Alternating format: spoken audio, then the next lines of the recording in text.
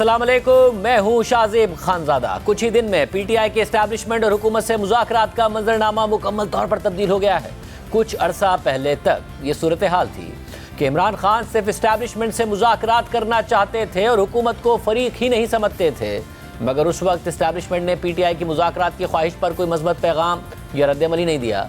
लेकिन तब हुकूमत पीटीआई से मुज़ाकरात के लिए तैयार नजर आती थी, मगर 24 नवंबर को इमरान खान ने एहतजाज की फाइनल कॉल दी और इसे डू और डाई एहतजाज का नाम दिया। लेकिन पीटीआई का यह एहतजाज नाकाम हो गया, बल्कि उल्टा ये पीटीआई में अंदरूनी इंतशार को बढ़ाने का सबब बन गया। साथ ही इस नाकामी ने हुकूमत के एतमाद को बढ़ा दिया और फिर अब सूरत हाल ये हो गई है कि पीटीआई तो हुकूमत से मुज़ाकरात के लिए तैयार नजर आ रही है, कमेटियां बना रही है, लोगों को नामजद कर रही है, मगर हुकूमत उसे संजीदा नहीं ले रही है। 24 नवंबर के एहतजाज में नाकामी के बाद इमरान खान ने सिविल नाफरमानी की तहरीक शुरू करने की धमकी दी और इससे पहले 2 मुतालबात हुकूमत के सामने रख दिए और उन पर अमल दरामद के लिए हुकूमत को पहले 13 दिसंबर और अब 15 दिसंबर की डेडलाइन दे दी है। साथ ही उमर अयूब की सरबराही में 5 रुकनी मुज़ाकराती कमेटी भी बना दी है, मगर फिर पीटीआई शिकवा करती हुई नजर आई कि हमने तो मुज़ाकराती कमेटी बना दी मगर हुकूमत राब्ता ही नहीं कर रही। तहम आज इस हवाले से मुतज़ाद खबरें सामने आई कि हुकूमत और पीटीआई के राब्ते बहाल हो गए हैं, मुज़ाकरात शुरू हो रहे हैं। पीटीआई अपनी पेशगी शराइत से भी पीछे हट गई है। अब से कुछ देर पहले पीटीआई के चेयरमैन बैरिस्टर गौहर खान ने भी कहा कि मुज़ाकरात के लिए कोई पेशगी शराइत नहीं होनी चाहिए, शराइत ही मंजूर हो गई तो बातचीत किस चीज़ पर होगी। मशरूत मुज़ाकरात कह रहे हैं, जिसमें आप कह रहे हैं कि असीरान की रिहाई हो और साथ में 9 मई और 26 नवंबर को कमीशन बने। ये नहीं है कि पहले आप ये बना ले तो फिर हम आगे बढ़ेंगे। अगर ये सब कुछ हो जाए तो फिर शायद आगे बढ़ने के लिए तो कुछ रहेगा ही नहीं। ये तो टर्म्स है और ये तो मुतालबात है। आगे कमेटी बैठेगी, आगे बढ़ेंगे तो ये मुतालबात उसमें हल हो जाएंगे। डायलॉग का ताल्लुक है तो उस पर कोई प्री कंडीशन नहीं होनी चाहिए। सियासत में आप एक दूसरे के लिए न माफिया मंगवाते हो, न माफिया जो है ना शर्त रखते हो कि आगे की तरफ बढ़े। अगर आप सिंसियर है टू प्रोसीड, अगर आप चाहते हैं ये सारे मैटर रिजॉल्व हो, आप चाहते हैं बेहतरी की तरफ जाए, then the first point is let's sit and talk. अगर बैठते नहीं है आपकी तरफ से भी उनकी तरफ से भी, ये हर तरफ से। इससे पहले आज पीटीआई के सेक्रेटरी जनरल सलमान अकबर राजा ने कहा कि हम अब हर सतह पर मुज़ाकरात ही करेंगे। इसका हमें इमरान खान ने खुला मैंडेट दे दिया है ताकि सियासी सतह पर रास्ता निकाला जा सके। हम हर सतह पे अब मुज़ाकरात भी करेंगे। हमें बिल्कुल इमरान खान साहब ने एक खुला मैंडेट दिया है इस मुल्क की फलाह के लिए, गुफ्तगू शुनीद का आगे एक रास्ता निकालने का सियासी सतह पे। तो हम सियासी सतह पे भी रास्ता निकालना चाहते हैं, कानूनी आईनी सतह पे भी और अखलाकी सतह पे भी। जबकि आज कौमी असम्बली के इजलास से खिताब करते हुए पीटीआई के चेयरमैन बैरिस्टर गौहर खान ने कहा कि अब 9 मई की धूल बैठ जानी चाहिए और आगे की तरफ बढ़ें, हमें दोबारा सड़कों पर आने पर मजबूर ना करें। हमने कमेटी इसलिए बनाई कि इसको कमजोरी न समझे, जितनी गलतियां हुई है उसको रेमेडी कर ले। 9 मई की धूल अब बैठनी चाहिए। हकीकत की तरफ देखो, अगर आप कमीशन नहीं बनाते, आप लोगों का नहीं करते तो ये धूल आप बिठाएं, आगे की तरफ बढ़े। लेकिन सबसे पहले हमारा मुतालबा है कि जो रिस्पॉन्सिबल लोग हैं इनको जस्टिस करवाए। जनाब स्पीकर, आपके नोटिस में लाना चाहता हूँ, पाकिस्तान तहरीक इंसाफ की अवाम जो यहाँ लोग आए थे वो पुरअमन थे। इस बात की सख्ती से तरदीद करता हूँ कि उनमें से किसी के पास वेपन मौजूद था। आप सारी वीडियो शेयर कर ले, उनमें से आप किसी के पास वो गन नहीं देखेंगे जिनसे कहा जाता है कि वहां से फायर हुई है। अब वक्त है जनाब स्पीकर, हम भी मुतालबा करते हैं कि हमारे लोगों को इंसाफ मिलना चाहिए। ये इंसाफ हम इस ईवान के थ्रू लेना चाहते हैं। हमें मजबूर न करे कि हम दोबारा सड़कों पर आए, ये ईवान हमें वो इंसाफ दे दे। इस पर भी हुकूमत ने रद्द अमल दिया और वफाकी वज़ीर इत्तेहाद तारड़ ने अपने बयान में कहा कि 9 मई को धूल उड़ाने वाले आज धूल बिठाने की बातें कर रहे हैं। पुरतशद्दुद सियासत और पुरतशद्दुद एहतजाज पीटीआई का वतीरा है। सवालात का जवाब दें, इल्ज़ामात लगाकर उनसे मुंह मत फेरें। सानहा 9 मई के तमाम सबूत मौजूद हैं। तहरीक इंसाफ की पूरी क़यादत सानहा 9 मई में मुलव्विस है। हुकूमत 9 मई को पीटीआई के खिलाफ सबसे बड़ी चार्जशीट समझती है, जबकि पीटीआई 9 मई पर कमीशन बनाने का मुतालबा कर रही है। लेकिन अहम बात यह है कि साबिक DGI जनरल फैज़ हमीद को फौजी तहवील में 9 मई के वाक़यात में शामिल तफ्तीश कर लिया गया है, जिसे तहरीक इंसाफ के लिए धचका करार दिया जा रहा है। लेकिन तहरीक इंसाफ कह रही है कि जनरल फैज़ हमीद का मामला फौज का अंदरूनी मामला है, इससे हमारा कोई ताल्लुक नहीं है। लेकिन हुकूमत कह रही है कि जनरल फैज़ हमीद का सिरा बराह रास्त इमरान खान से मिलता है, इसलिए जनरल फैज़ हमीद को सज़ा होगी तो इमरान खान भी नहीं बच पाएंगे। इसी हवाले से आज द न्यूज़ के एडिटर इन्वेस्टिगेशन अंसार अब्बासी की जंग और द न्यूज़ में खबर शाया हुई है, जिसके मुताबिक जनरल रिटायर्ड फैज हमीद 50 के करीब सियासतदानों से राब्ते में थे, जिनमें से बेशतर का ताल्लुक तहरीक इंसाफ से था। इमरान खान के साथ जनरल फैज हमीद के बिलवास्ता या बिलावास्ता रवाबित की तहकीकात जारी हैं। इस पूरी सूरत पर बात करेंगे। हमारे साथ मौजूद हैं वफाकी वजीर इत्तलात अता तारड़ साहब। उनसे पूछेंगे कि क्या ये बात भी दुरुस्त है कि आज वजीर आज़म शहबाज शरीफ की मुलाकात हुई असद कैसर साहब से, स्पीकर अयाज सादिक के। हाँ, हमारे बहुत शुक्रिया तारड़ साहब हमें शो में ज्वाइन करने के लिए। तारड़ साहब, सबसे पहले आज जब असद कैसर साहब गए हैं स्पीकर अयाज सादिक के घर, उसके बाद वजीर आज़म शहबाज शरीफ पहुंचे, क्या उन दोनों की मुलाकात हुई, आपस में बातचीत हुई, कोई मुज़ाकरात के हवाले से बात हुई? जब वज़ीर आज़म आज गए सरदार अयाज सादिक साहब के घर ताज़ियत के लिए उनकी हमशीरा के इंतकाल पर, तो उस वक्त असद कैसर साहब वहाँ मौजूद नहीं थे। मेरी अभी कुछ देर पहले एक हमारे वज़ीर हैं, कॉलीग हैं, जो वज़ीर आज़म साहब के हमरा वहाँ गए थे, उनसे बात हुई और उन्होंने कहा जी ना हमें वहाँ नज़र आए, ना कोई मुलाकात हुई, ना कोई आमना सामना हुआ। तो मेरी अभी क्योंकि आई विटनेस से बात हुई है तो मैं इसको कैटेगोरिकली डिनाई करता हूँ कि कोई ऐसी मुलाकात वज़ीर आज़म साहब की और असद कैसर साहब की वहाँ पे नहीं हुई। साहब, और इसके अलावा फिर जो आज खबर आई कि राब्ते बहाल हुए हैं हुकूमत और तहरीक इंसाफ के दरमियान, बैरिस्टर गौहर खान, उमर अयूब, साहबजादा हामिद रज़ा स्पीकर अयाज सादिक से मुलाकात के लिए गए, वफाकी वज़ीर कानून आज़म रज़ीक तारड़ साहब से मुलाकात हुई, कहीं ना कहीं हुकूमत ने हामी भरी है मुज़ाकरात की, ये किस हद तक दुरुस्त है? देखिए, कल जब सेशन हुआ, बहुत अरसे बाद, बहुत गैप के बाद ये सेशन हो रहा है, तो स्पीकर साहब के दफ्तर में बहुत रश लगा हुआ था। कल जब मैं भी उनके दफ्तर में सेशन के दौरान गया तो वहाँ पे हामिद रज़ा साहब मौजूद थे, शेर अफजल मरवत साहब मौजूद थे और तहरीक इंसाफ के जो सरकर्दा रहनुमा हैं उनका आना जाना लगा हुआ था। तो कुछ देर के लिए लॉ मिनिस्टर साहब भी बैठे, मैं भी बैठा। तो ये क्योंकि ताज़ियत करने बहुत से लोग आ रहे हैं, वहाँ पे ज़रूर हमारे पार्टी के रहनुमाओं की उनके पार्टी के रहनुमाओं से मुलाकात हो रही है, मगर बाज़ाब्ता तौर पे अगर कहा जाए कोई बातचीत का आगाज़ हो गया है, नेगोशिएशन शुरू हो गई हैं और वो जो कमेटी बनाई थी वो फ़ाल हो गई है, तो इसमें हकीकत नहीं है। जी, गैर रस्मी मुलाकातें फ्लोर ऑफ द हाउस भी हो रही हैं, स्पीकर के दफ्तर में भी हो रही हैं, मगर वो इस नीयत से कि कोई मुज़ाकरात करने हैं वो कतई नहीं हो रही। क्योंकि देखिए, हमारा एक मौक़िफ़ है कि 26 नवंबर को जो स्टेट पे चढ़ाई की गई और बेलारूस के प्रेसिडेंट यहाँ मौजूद थे और उनके विजिट को साबोटाज करने की कोशिश की गई, रेंजर्स एहलकार 4 शहीद हुए, पुलिस वाले 200 से ज़्यादा ज़ख्मी हैं, एक को शहीद किया गया, और उसके बाद एक झूठा बयानिया पूरी दुनिया में पाकिस्तान को बदनाम करने के लिए, पाकिस्तान की फ़ौज को, सिक्योरिटी एजेंसीज़ को बदनाम करने के लिए, पुलिस को बदनाम करने के लिए कि जी 200 बंदा मर गया है, जी कोई कह रहा है जी 2000 बंदा मर गया है, जी सड़क लाल हो गई खून से। तो जो एक झूठा बयानिया बनाया जा रहा है और एक सियासी नाकामी थी कि आप मौके से भाग गए, आप मौके से फरार हो गए, तो सवाल ये नहीं है, सवाल ये है कि दौड़ क्यों लगाई। अब उस छुपने के लिए एक झूठा लाशों का बयानिया, और देखिए जो सोशल मीडिया पे जो लोग ये प्रोपेगेंडा कर भी रहे हैं उनको भी पता है अभी तक कोई एविडेंस, वीडियो एविडेंस या अदरवाइज कोई पोस्टमार्टम रिपोर्ट सामने नहीं आई है, कोई लवाहिकीन सामने नहीं आए जिन्होंने बाकायदा तौर पे इस पे कोई इंटरव्यू दिया हो। और ये वो पार्टी है कि जिसका मुल्तान में चंद साल पहले जलसा हुआ, भगदड़ में लोग मर गए और बानी चेयरमैन पीटीआई ने तकरीर जारी रखी जबकि सामने डेड बॉडीज पड़ी थी। तो ये जो झूठा बयानिया बनाया जा रहा है रियासत को बदनाम करने के लिए, और फॉरेन जर्नलिस्ट से आर्टिकल दिखवाए जा रहे हैं, बदकिस्मती है। क्या टॉक्स हो सकती है जो लोग सच नहीं बोल सकते। अब हुकूमत ये कह रही है कि दौड़ क्यों लगाई, वो ये कह रहे हैं कि गोली क्यों चलाई, आप कह रहे हैं वो झूठ बोल रहे हैं, वो कह रहे हैं कि हुकूमत की तरफ से झूठ बोला जा रहा है। तो इसमें वो जुडिशल कमीशन का मुतालबा कर रहे हैं कि सीनियर तरीन जजेस 3 हों और वो सुप्रीम कोर्ट के, और वो 9 मई के ऊपर भी और 26 नवंबर के ऊपर भी, दोनों पर उसका जुडिशल कमीशन तहकीकात करे।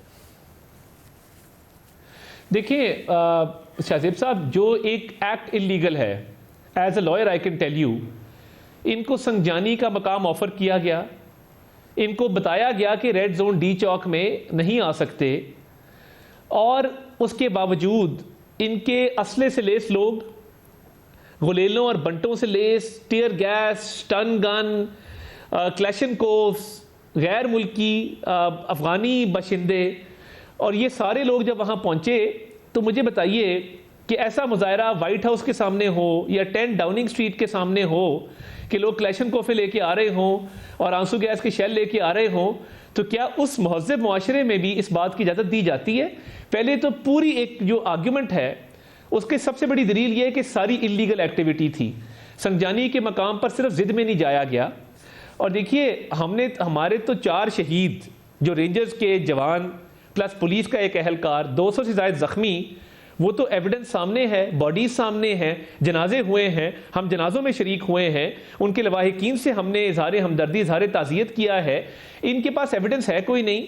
देखिए, 2 घिनौने जुर्म, एक 9 मई का, उस पर भी कमीशन का मुतालबा। भाई क्यों? देयर इज इररिफ्यूटेबल एविडेंस कि आप लोगों ने ये किया, आप लोगों की वीडियो एविडेंस, जियो टैगिंग, आपकी लोकेशन, आपके रहनुमाओं के बयानात, सब कुछ सामने है, उससे भी मुंह चुराते हैं। वैसे मगर फिर इस सिचुएशन में फिर आगे बढ़ा कैसे जाए? वो ये कह रहे हैं कि आज फाइनल उन्होंने कहा है कि कोई हमारी शर्त नहीं है, वो कह रहे हैं मुज़ाकरात के लिए शराइत नहीं रखी जाती। आज बैरिस्टर गौहर खान साहब ने कहा है अगर वो शर्त नहीं रख रहे और मुज़ाकरात के हामी है, पहले तो वो बात ही नहीं करने को तैयार होते थे, वो कहते थे हम बात ही इस्टेब्लिशमेंट से करेंगे। अब वो कह रहे हैं हर एक से बात करने को तैयार हैं, हुकूमत से बात करने को तैयार हैं, हुकूमत जवाब नहीं दे रही है, वो मुसलसल 3 दिन से ये कह रहे हैं।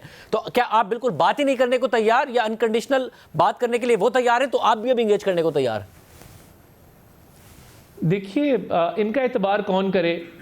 आपको मैं एक रीसेंट मिसाल दूं, 26वीं आईनी तरमीम पे हमने इनको इंगेज किया, इनके साथ डायलॉग किए थ्रू मौलाना फजल रहमान, और 90% इन्होंने उस पर अग्रीमेंट किया, इनके कहने पे उसमें शिकें निकाली गई। मगर जब वक्त आया ये जेल मुलाकात करने गए तो इनको वहाँ पे झाड़ पड़ी, इनके साथ बदसलूकी हुई, और इनके बानी चेयरमैन पीटीआई ने कहा कि मैं किसी चीज़ पे बात नहीं करनी, ये क्या 26वीं आईनी तरमीम ले आए हो? मैंने कहा था मुझे रिहा कराओ, मुजाहरे करो, तुम लोग मिल गए उनके साथ जाके। तो इनकी किस बात का एतबार करें? 26वीं आईनी तरमीम पे इन्होंने जो पहले सब कुछ मान के, मनवा के, मौलाना से पूरी अपनी बात फाइनल करके, आखिरी मिनट पर डांट डपट खा के, तो उसके बाद ये अपनी बात से ही मुकर गए।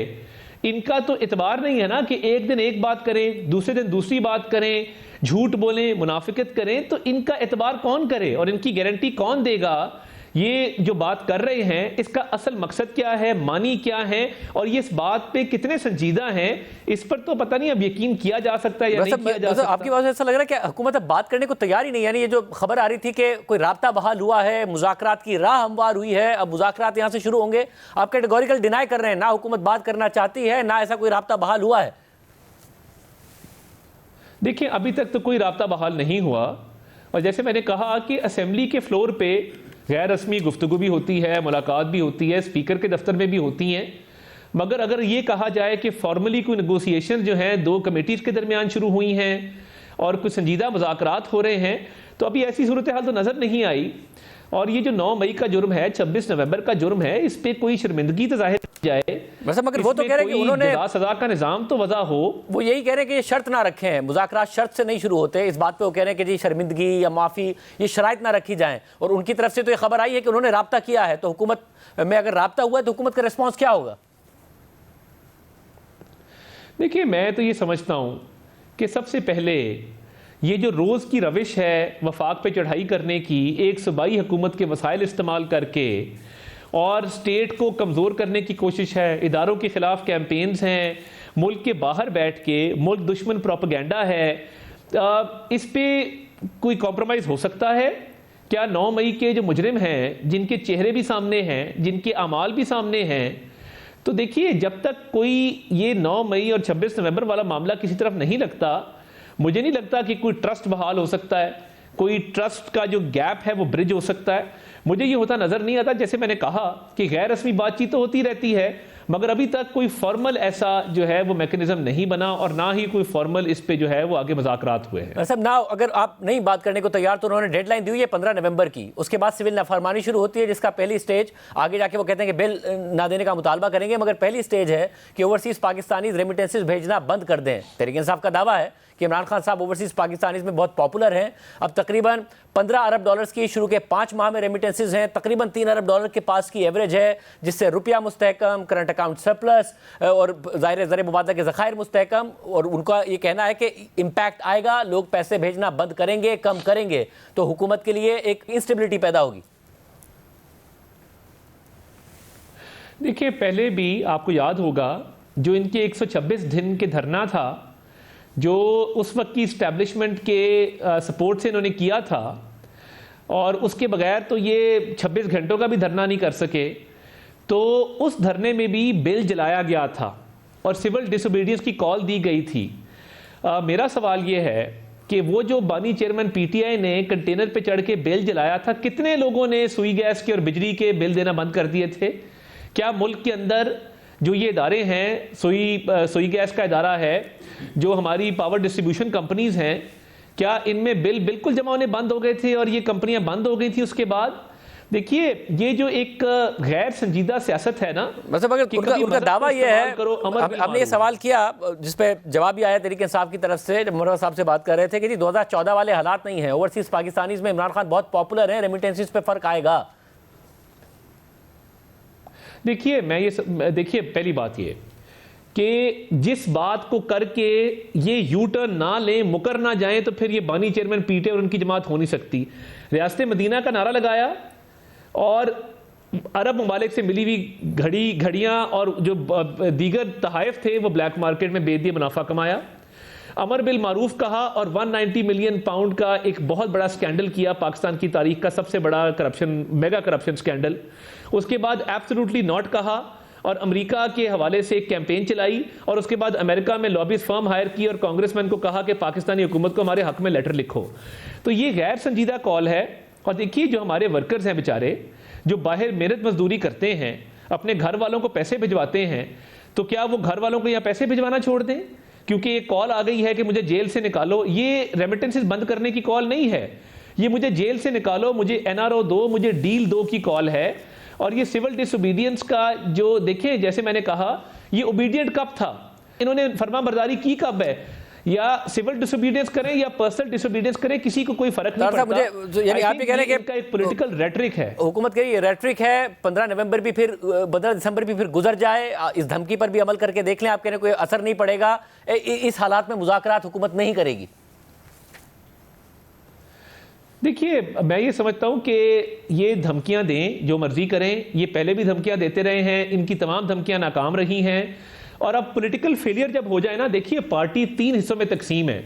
मुझे ये भी पूछना है इनसे कि हमने बुशरा ग्रुप से करना है, अलीमा ग्रुप से करना है, इनके सरकर्दा रहनुमा किधर हैं? आपस में जो डिवीजन है, कोई ग्रुप कहता है, केपी असेंबली की खबर है कि केपी की कैबिनेट के मेजॉरिटी मेंबर्स ने कहा है कि सिविल डिसोबीडियंस की कॉल गलत है, ये नहीं होनी चाहिए और इस पे अमल नहीं होना चाहिए। अब इनकी किस बात पे एतबार करें, किस पे ना करें? मगर पांच रुकनी कमेटी तो इमरान खान साहब ने बनाई है ना, वो 5 रुकनी कमेटी जिसमें सलमान अकरम राजा साहब भी हैं, असद कैसर साहब भी हैं, उमर अयूब साहब भी हैं, जो बल्कि वो तो सरबराही कर रहे हैं। ये कमेटी तो उन्होंने ही बनाई है, जिसमें हामिद रजा साहब भी हैं और अली अमीन गंडापुर साहब भी हैं। देखिए, जैसे मैंने कहा, इनके कॉलो फेल में भी तजाद है, इनका पास कॉन्डक्ट भी आपके सामने है 9 मई का, 26 नवंबर का, इनकी स्टेट इंस्टीट्यूशंस के खिलाफ कैंपेन भी आपके सामने है, इनकी पिछली कैंपेन जो फेल हुई वो भी आपके सामने है। अब ये बात किस एजेंडे पे करना चाहते हैं? यानी सिर्फ ये कह देना कि जी बात करनी है, क्या इनके टीओआर्स हैं, इनका मैंडेट क्या है, ये किस मौजू पे बात करना चाहते हैं? मौसम के हाल पे है, क्लाइमेट चेंज पे है, ग्लोबल वार्मिंग के ऊपर है, पॉपुलेशन कंट्रोल के ऊपर है, क्या इनका क्या मैंडेट क्या है? यानी ये जो मुज़ाकरात की कमेटी बनी है, उसकी कमेटी बनती है तो टीओआर भी बनते हैं। तो ये मैं समझता हूं कि ये एक वैसे ही ढकोसला है, ये इसमें संजीदा नहीं है, ये अपनी हरकतों से बाज नहीं आ सकते, और ये जो सियासत कर रहे हैं मुल्क को नुकसान पहुंचाने की, जिसमें ये स्टेट इंस्टीट्यूशंस को नहीं देखते, जिसमें ये मुल्क के मफाद को नहीं देखते, ये IMF को भी लेटर लिखते हैं, ये फ़लस्तीन की APC में भी शरीक नहीं होते। अगर बात करनी थी तो फ़लस्तीन की APC में क्यों नहीं आए? फ़लस्तीन से क्या इख्तिलाफ है? या गजा के नहते मुसलमान बेचारे जो मजलूम हैं उनसे क्या इख्तिलाफ है? तो अभी देखते हैं कि आगे जाके इनके क्या टीओआर्स आते हैं। अभी तक तो ये कोशिश को संजीदा नहीं लगती। बहुत शुक्रिया। हुकूमत मुज़ाकरात के मूड में नहीं नज़र आ रही है। हमने तहरीक इंसाफ को प्रोग्राम में दावत दी है, प्रोग्राम लाइव है, वो अपना मौक़िफ़ इस हवाले से दे सकते हैं। मामला जनरल फैज़ हमीद का किस तरफ जा रहा है और क्या वाकई इमरान खान साहब के लिए इम्प्लीकेशन हो सकती हैं, अंदर की बात क्या है, तफसीलात आपके सामने रखेंगे ब्रेक के बाद। जनरल फैज़ हमीद का ट्रायल कैसे आगे बढ़ेगा तो फैसला कब आएगा? फैसला आएगा तो क्या वाकई तहरीक इंसाफ का ये एतमाद दुरुस्त है कि इनका इससे कोई ताल्लुक नहीं है? सारा का सारा फौज का इंटरनल मामला है। दो सहाफ़ी जिन्होंने इस मामले पर बड़ी तफसीली तहकीक की हमारे साथ मौजूद हैं, मुनीफ फारूक साहब और उमर चीमा साहब। आप दोनों का बहुत शुक्रिया। उमर चीमा साहब, सबसे पहले ये मामला अब आगे बढ़ेगा कैसे? सबके जहन में पहले ये सवाल है कि जी चार्जशीट हो गया, अब ये मामला कितने दिन में आगे बढ़ेगा, कैसे आगे बढ़ता है, क्योंकि आम अदालती सिस्टम तो है नहीं। शाहजेब, मेरा ख्याल है कि ये आम जो अदालती निज़ाम है उससे मिलता जुलता ही है। यानी कि जो अभी तक हुआ है ये एक तरह से उनका एक चालान जमा हुआ है, जिसके बाद आगे फर्द जुर्म आयद होती है कि जिसमें मुल्ज़म को उन पर जो चार्जेस होते हैं वो पढ़कर सुनाए जाते हैं, और अगर वो किसी पे कंटेस्ट करे, जो कि आमतौर पे होते ही है, जो एक्यूज है वो कंटेस्ट करते हैं कि मैं इनकी सख्त जुर्म से इनकार करता हूँ, मैं इस चीज़ को नहीं मानता, तो उसके बाद फिर ट्रायल शुरू हो जाता है। तो इनके केस में भी, जनरल फैज़ के केस में भी वही होगा। हाँ, ये ज़रूर है कि जो बाकी अदालतें हैं उन्होंने और भी कई केसेस सुनने होते हैं। ये जो अदालत बनी है फील्ड जनरल कोर्ट मार्शल, तो ये बनी ही स्पेशली एक स्पेशल केस के हवाले से है। तो ये इसकी जो कार्रवाई है वो एक डेली बेसिस पर होगी, तो लिहाजा ये ट्रायल जो है बड़ी स्पीड के साथ आगे बढ़ेगा, और इसमें फिर ये इल्तवा की गुंजाइश भी ना होने के बराबर होती है कि कोई वकील कहे कि धुन थी या कोई फलां मामला था। को बड़ा ही कोई जेन्युइन इशू हो तो उसकी बुनियाद पे शायद ये कोई इल्तवा का शिकार हो, नहीं तो ये डेली बेसिस पे चलेगी। जैसे मुझे अंदाज़ा ऐसे है कि जैसे हो सकता है कि दिसंबर के महीने में ये केस कंक्लूड हो जाए, या मैक्सिमम जनवरी के शुरू में ये कंक्लूड हो जाएगा। तो यही आगे इसका जो रोड मैप नज़र आता है, या जो आप पूछ रहे हैं वो तो ऐसे ही है। और मुनीफ फारूक साहब, आपने कुछ दिन पहले भी खबर दी थी कि जनरल फैज़ हमीद बहुत मुश्किल में हैं और वो किसी भी तरीके से चाहते हैं कि इस मामले से बच जाएं, मगर अब जबकि मामला आगे बढ़ रहा है, तहरीक इंसाफ के लिए हमारा कोई ताल्लुक नहीं है, ये फौज का अंदरूनी मामला है, हमें ज़बरदस्ती फंसाने की इसमें कोशिश ना की जाए। चार्जशीट में भी 9 मई का जिक्र नहीं, वो अलग से है कि जी ये अभी तक तफ्तीश हो रही है, कुछ होता तो अब तक तफ्तीश हो गई होती। शाहजेब साहब, बहुत शुक्रिया आपका। देखिए, जो बातें अब तक सामने आई हैं उनको दो हिस्सों में हम डिवाइड कर सकते हैं। कुछ बातें ऐसी हैं जो अब्यूज ऑफ पावर से रिलेटेड है, ऑफिशियल सीक्रेट एक्ट की वायलेशन है, या दीगर जो मामलात है, अब्यूज ऑफ अथॉरिटी है, जो या सियासी मामलात के अंदर उनकी थी, अमलदारी थी, वो शायद उनके टेन्योर या खास तौर पर 2022 का जो एक वक्त था उसके अंदर की बात है। लेकिन मेजर काम तो वो है जो बाद में हुए हैं। अब ये बात तो आपकी और नजर भी आ रहा है कि वो दुरुस्त है, वो तो अभी ज़ेरे तफ्तीश है। लेकिन जो दबाव है या जोर है, ये मैं आपको इस वक्त एक इंफॉर्मेशन की बुनियाद पर कह सकता हूं, वो रिटायरमेंट के बाद के मामलात के ऊपर है, और उसमें बार बार जोर इसी बात पर दिया जा रहा है, और जो क्लेम किया जा रहा है वो ये कि बेसिकली जो फैज हमीद साहब थे वो इमरान खान साहब के साथ एक मिली भगत के साथ सारा कुछ करते रहे। 25 मई 2022 का जो एहतजाज था वो भी फैज हमीद साहब की कंसल्टेशन के साथ तरतीब दिया गया। गालिबन उस वक्त वो, अगर आप मुझे करेक्ट कर पाए, उस वक्त शायद वो कोर कमांडर पेशावर थे और उसके बाद बार भावलपुर गए थे। एक तो वो वक्त था। फिर नवंबर 2022 के अंदर जो कुछ हुआ उसके अंदर भी फैज हमीद साहब का एक बहुत बड़ा हाथ माना जाता है और बताया जाता है। फिर 9 मई को फौज एक इंटरनल रिवोल्ट की अटेम्प्ट के तौर पर ले रही है, और वो इसको समझते हैं कि ये पाकिस्तान के आर्मी चीफ के खिलाफ एक इंटरनल कू या इस तरह की हरकत करने की कोशिश की गई। और ये बात मैं शायद पहले भी आपको अर्ज कर चुका हूं कि शायद फैज हमीद साहब को कॉशन भी किया गया था कुछ अरसे पहले कि वो इससे बाज आ जाएं, लेकिन शायद वो नहीं आए। तो क्लेम ये है कि जी ताल्लुक बनता है इमरान खान साहब से। अब ये ताल्लुक किस तरह साबित होता है, जो कन्विक्शन ऑर्डर होगा इसके बाद, जो थोड़ा सा इसमें मैं फर्क आपको ये बता दूं कि आमतौर पर यह होता है कि आम फौजदारी मामलात के अंदर कि जी चार्जशीट हो गई तो उसके बाद भी चीजें चलती रहती हैं। यहाँ पर इन्वेस्टिगेशन जो इन मामलात तक थी जिन पे चार्जशीट किया गया ये तो मुकम्मल है, बाकी मामलात को शायद मुकम्मल किया जा रहा है। और ये भी इसको रूल आउट नहीं किया जा सकता कि शायद कोई ऐसी बात भी हो कि फैज हमीद साहब का एक कन्फेशनल स्टेटमेंट भी रिकॉर्ड हो रहा हो या हो चुका हो during the course of time, agreeing to the fact कि उनका इमरान खान साहब से राब्ता था। अब these are all claims, behind closed doors proceedings होती हैं, इनके बारे में किसी को एजुकेट नहीं किया जाता, all that comes out is a piece of paper which has the decision on it. So हमें इस वक्त ये जो जोर है उसके बारे में तो हम कंफर्म कर सकते हैं कि वो पोस्ट रिटायरमेंट मामलात के ऊपर है, और उसके अंदर फैज हमीद साहब अकेले नहीं है, कुछ और अफसरान रिटायर्ड भी थे गालिबन जिनको राउंड अप भी किया गया। और उमर चीमा साहब, आपने अपने वीलॉग में भी बहुत सारी तफसीलात बताई इस मामले के हवाले से, इस केस के हवाले से, बट नाउ तहरीक इंसाफ इस एतमाद का इजहार कर रही है कि जी अगर हमारे खिलाफ कुछ होता तो अब तक तो आ गया होता, ये इतने लंबा 1.5-2 साल हमें इस तरीके से अदालतों में घसीटाना जाता, और वो डिस्टेंस भी करने की कोशिश करते हैं जनरल फैज़ हमीद से, फिर ये भी कि अगर उन्होंने कुछ किया होगा तो अपने तय किया होगा, हमारा कोई ताल्लुक नहीं है। राब्ते में रहना कोई इस बात की निशानदेही नहीं करता कि हम उनके साथ किसी साजिश में मुलविस थे। आपको लग रहा है किसी भी तरीके से कुछ साबित हो पाएगा?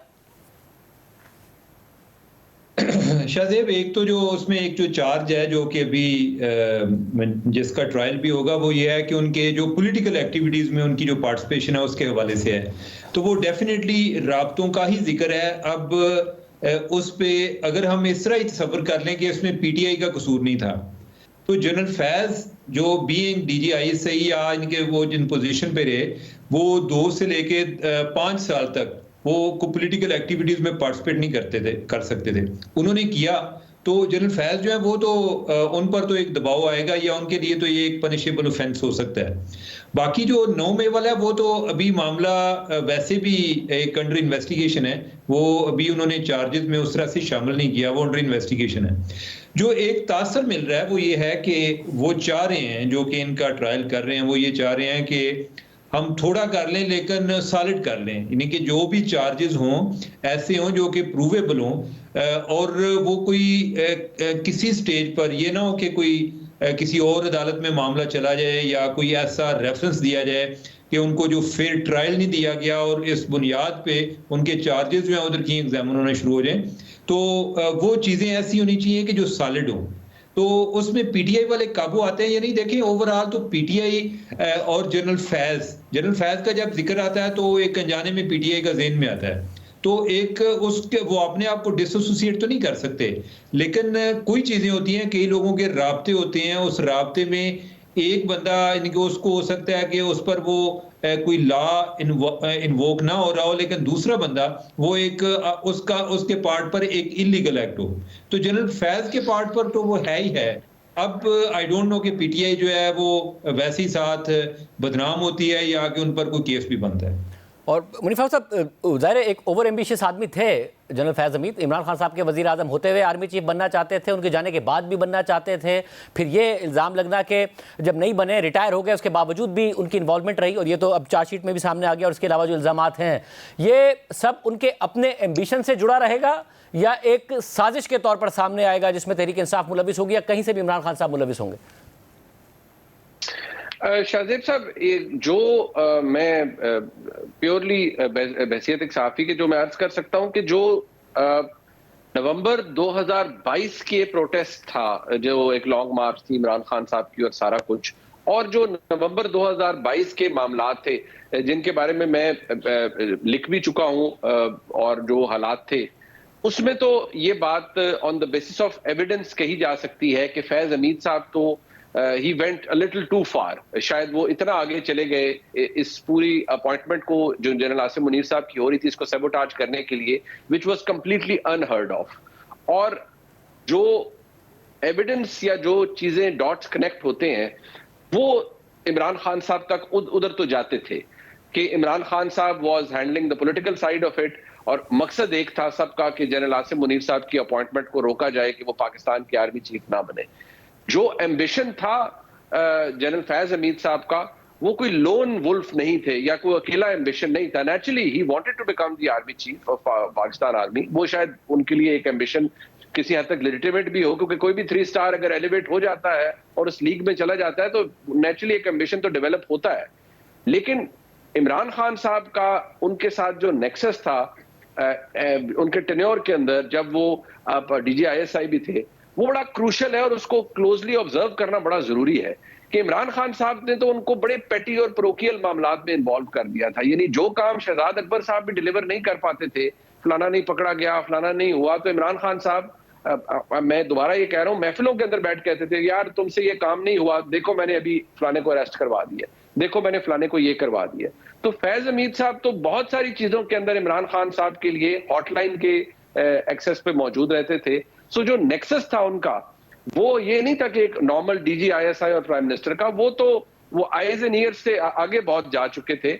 और जो ये सारा नेक्सस फिर डेवलप हुआ, उसमें एक एजेंडा तो कॉमन था, वो ये था कि जनरल आसिम मुनीर को आर्मी चीफ नहीं बनने देना। But as the luck would have it, General Asim Munir Pakistan के आर्मी चीफ बन गए। और उमर चीमा साहब, ये जो अहम बात कर रहे हैं मुनीर फारूक साहब के, नवंबर 2022 ज़ाहिर इमरान खान साहब सड़कों पर थे, उस वक्त जो वज़ीर आज़म आज़ाद कश्मीर से थे, तहरीक इंसाफ से ताल्लुक था, उन्होंने कहा कि इमरान खान साहब ने कहा जनरल आसिम मुनीर को आर्मी चीफ बनने से रोकना है, इसलिए अभी प्रोटेस्ट करना है। क्या क्योंकि 9 मई की बहुत बात होती है, ये उससे पहले की बात है कि वहाँ पर कोई गठजोड़ साबित होता, क्योंकि उस वक्त सर्विस में थे जनरल फैज़ हमीद। यही बात है ना शाहजेब, जो पहले भी मैंने बात की कि ओवरऑल तो उनका एक बड़ा एक ओपन सीक्रेट था, जो उनके आपस में रिलेशनशिप थी वो एक ओपन सीक्रेट था। अब लेकिन जब आपने एक कोड ऑफ लॉ में मामला लेकर जाने हैं तो उसके लिए आपको एक एविडेंस पेश करनी पड़ती है। आई डोंट नो कि इनके पास कोई इस तरह की एविडेंस है या नहीं। अगर हम यही देख लें ना, तोशाखाना केस जो है उसमें इमरान खान की क्या प्ली है, जो उन्होंने गिफ्ट ली है, वो कहते हैं मुझे तो पता ही नहीं है, मेरे मिलिट्री सेक्रेटरी को जाके पूछें। नहीं, बेनिफिशरी वो डायरेक्ट हैं, लेकिन वो बात किसी और पर डाल रहे हैं। तो ये मुख्तलिफ लीगल एक्सक्यूजेज हैं जो कि लोग मुख्तलिफ अंदाज में डिफरेंट ओकेजन्स पर इस्तेमाल करते हैं। अब इस केस में जो उनके राब्ते हैं, आप इमेजिन करें ना कि जनरल फैज किसी से बात कर रहे होंगे, वो कोई किसी और के नंबर से बात कर रहे होंगे, वो आगे इमरान खान से बात करा रहा होगा। ये बात को स्टैब्लिश करना कि वो वाकई इमरान खान से हो रही थी या इमरान खान उनको बता रहे थे, ये वो चैलेंजेस हैं जो कि आपको जब लीगल बैटल्स में जाते हैं तो उधर आते हैं। तो इसीलिए एक बंदा हो सकता है कि उसने 1 अरब की करप्शन की हो, लेकिन अदालत कहती है कि या प्रोसिक्यूटर जो है उसका ये ज़हन में होता है कि हम अगर 1 करोड़ की भी साबित कर दें तो चले उसको सजा हो जाएगी। तो एविडेंस जो है that is the key thing. तो इस केस में भी है, आई डोंट नो, यानी कि वैसे उनकी आपस में ताल्लुकात तो किसी से ढके छुपे नहीं थे। अब उनको किस हद तक साबित किया जा सकता है, दैट रिमेन्स द क्वेश्चन। ये बड़ा अहम होगा मुनीब, क्योंकि ज़ाहिर इल्ज़ाम का लगना और इल्ज़ाम का साबित होना दो अलग चीज़ें हैं। तहरीक इंसाफ में ये कॉन्फिडेंस है कम से कम मीडिया की हद तक कि साबित कुछ नहीं होगा। देखिए शाहजेब साहब, अगेन जो एविडेंस है वो कितना इंक्रिमिनेटिंग है और कितना मामला मौजूद है। खबर तो ये भी है कि इवेंचुअली उसमें म्यूटनी का चार्ज शामिल हो जाएगा और म्यूटनी शामिल होगी और 9 May was an act of mutiny. अब उसकी एविडेंस फैज हमीद साहब से कितना कनेक्ट करता है, चले फैज हमीद साहब से कर जाए, इमरान खान साहब से कितना कनेक्ट करता है, that is yet to be seen. वो किसी ने नहीं देखा। वो डिजिटल एविडेंस है, वो डॉक्यूमेंट्री एविडेंस है, does it include text messages, voice calls, whatever it is behind closed doors. So वो उसकी क्रेडिबिलिटी या उसका जो ऑथेंटिसिटी है, that remains, I would not say that remains questionable, but वो हमारे लिए एसरटेन करना बिल्कुल मुमकिन नहीं है। वो सामने आएगा। क्या अगर उसमें ये शामिल होती है ये तमाम दफात और 9 मई और सारे मामला अगर शामिल होते हैं तो उसका मतलब ये होगा कि एविडेंस है, हेंस उसका कन्विक्शन ऑर्डर भी आएगा। लेकिन अगर ना हुआ तो फिर वही होगा कि उसके ऊपर कोई एविडेंस नहीं है जो कि इमरान खान साहब को फैज हमीद साहब से और फैज हमीद साहब को 9 मई से कनेक्ट करे। बहुत शुक्रिया तजिया आपने सुना। प्राइम ब्रेक शामिल करते हैं। एक और आम खबर है जिसके असरात खित्ते पर पड़ रहे हैं, बात करेंगे ब्रेक के बाद। शाम में असद खानदान की 5 दहाइयों से जायद की बदतरीन आमरीत का आखिरकार खात्मा हो गया है। माजूल सदर बशारुल असद के वज़ीर आज़म ने भी बागियों को इक़्तिदार सौंप दिया है और बागी रहनुमा मुल्क का इंतजाम संभालने की तैयारियों में मसरूफ़ हैं और इस सिलसिले में उन्होंने अबूरी हुकूमत से मुताल्लिक अहम फैसले भी कर लिए हैं और अपने नुमाइंदे मोहम्मद अल बशीर को 1 मार्च 2025 तक निगरान वज़ीर आज़म भी तैनात कर दिया है। और इसके अलावा बागियों ने मुल्क में अमन मुआफ़ी का ऐलान कर दिया है, मगर साथ ही उन्होंने कहा है कि जो अहलकार शामी अवाम पर तशद्दुद और जराइम में मुलव्विस हैं उनका एहतसाब किया जाएगा। इस पेशरफ से एक तरफ 13 साला तवील खाना जंगी की वजह से बेघर होने वाले शामी मुहाजिरीन की अपने इलाकों में वापसी की उम्मीद पैदा हो गई है और शाम के नए निगरान वज़ीर आज़म ने मुहाजिरीन से वतन वापस आने की दरख्वास्त भी कर दी है। लेकिन इस कामयाब बगावत के बाद माजूल सदर बशारुल असद और उनके वालिद हाफिजुल असद के दौर में शामी अवाम पर होने वाले मजालिम की हौलनाक तफसीलात भी सामने आ रही हैं। असद खानदान ने शाम पर तवील और सख्त हुक्मरानी की, जिसके दौरान अवाम के खिलाफ बड़े पैमाने पर कैद, तशद्दुद, कत्ल और इंसानियत सोज मजालिम की रिपोर्ट्स भी सामने आती रहीं। बशारुल असद के बाद शाम की जो सूरत हाल सामने आई है वो चौंका देने वाली है। वो लोग जो अपने घर छोड़ने पर मजबूर हुए थे वो अब वापस आ रहे हैं, और जो लोग गिरफ्तार हुए थे या अब भी लापता हैं, उनके हवाले से तशवीशनाक रिपोर्ट सामने आ रही हैं। दमिश्क के करीब असद रजीम की जानिब से कायम एक दहाइयों पुरानी जेल सेडनाया प्रिजन खबरों का मरकज बनी हुई है। उसे बशार अल-असद का इंसानी मिज़बाह खाना करार दिया जा रहा है। वहाँ से होलनाक मनाजिर सामने आ रहे हैं। बड़ी तादाद में कैदियों को रिहा किया गया है, मगर अब भी बड़ी तादाद में कैदियों के ज़ेर ज़मीन सेल्स में होने का खदशा जाहिर किया जा रहा है। इस हवाले से बाकायदा रेस्क्यू ऑपरेशन शुरू कर दिया गया है और शामी रज़ाकार फोर्स वाइट हेलमेट मुतहरिक हो गई है, जिन्होंने बशार अल-असद की फोर्सेज में मौजूद लोगों से अपील की है कि वो इस मामले में मालूमात फराहम करें। अमरीकी नशरियाती इदारे CNN ने इस मकाम का दौरा किया और वहाँ रूनुमा होने वाले वाक़यात की तफसीलात बताई। The stream of families never stops, climbing towards Syria's most notorious Sednaya prison, pushed on by reports that thousands of people imprisoned by the regime of Bashar al-Assad are still trapped alive in a section underground. The red section of the prison, they've been trying for days to reach it, Maysoon Labout tells us. There's no oxygen because the ventilation went out, and so they all may die. For the sake of Allah, help them.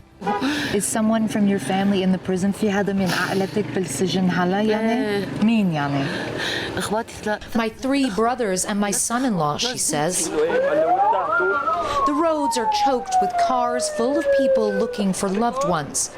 As soon as they see our camera, they approach, holding lists of names of those who vanished inside Assad's dungeons, never to be seen again. You have to get them out before tomorrow, this man says. They don't have food, they don't have water. Everybody's just started running. It's not clear if they have managed to get into this part of the prison. My God, the woman prays, my God, as the crowd surges towards the prison.